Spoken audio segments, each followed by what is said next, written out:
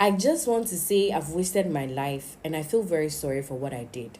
Growing up, I thought having big phones and going out to places was the real deal.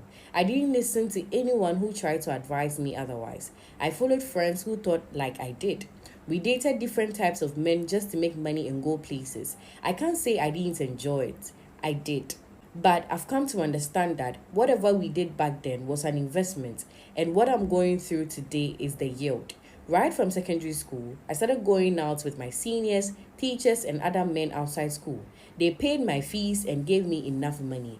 While other students were managing, I ate whatever I wanted and even used to give money to other students to do things for me. I became a big girl right after secondary school. I went to the university but eventually dropped out because I couldn't study to have good grades. I told myself after I dropped out that I was going to make so much money that none of my colleagues would be better than me after they graduate. I started dating bigger men and demanded money while I gave them my body. There were days I slept with six or more different men. I eventually gathered enough and rented a nice place and later bought a car. Life was good, I thought. I targeted having a shop, a boutique, and a cosmetic shop. So I used the image I had built, especially as a result of the car, to date even bigger men. I have even slept with some ministers and MPs before. I gathered money and opened the shop too. I just wasn't getting enough of anything. I kept sleeping around. I refused to commit to any man. Married men and the grown men give even better money, so I stick to them.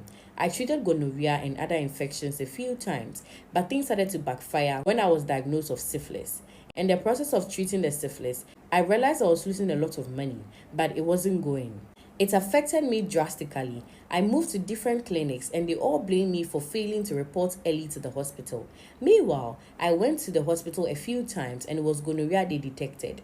By God's grace, the syphilis became a bit mild. I decided to ignore a few men I suspected could be the ones giving me the infections and dated different sets of men, married men especially, because they barely have any infections.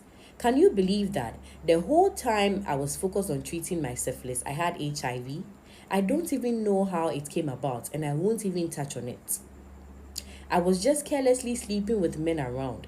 We used condoms. I barely even had raw sex. So to be honest, all the diseases I'm treating right now are a shock to me too. I've lost almost every penny I made. I'm back to living with my mother and still trying to get fine. I regret it. Maybe I did too much. I just want to tell the young ladies out there to relax. Men should be careful. I never gave anyone any disease deliberately, but it took a while for me to detect some. So all those I encountered had it. They all attack me as if I'm the one who called for the sex. I know my life is over. I will just try to make the best out of myself with whatever time I have left on earth. What I'm going through feels spiritual. I am losing too much blood and taking too much drugs. I don't blame anyone. Thank you for making me share this. Whether or not I die, I'm glad I had the opportunity to share what I went through and to accept Jesus Christ. Married men, then they'll go and give it to their wives.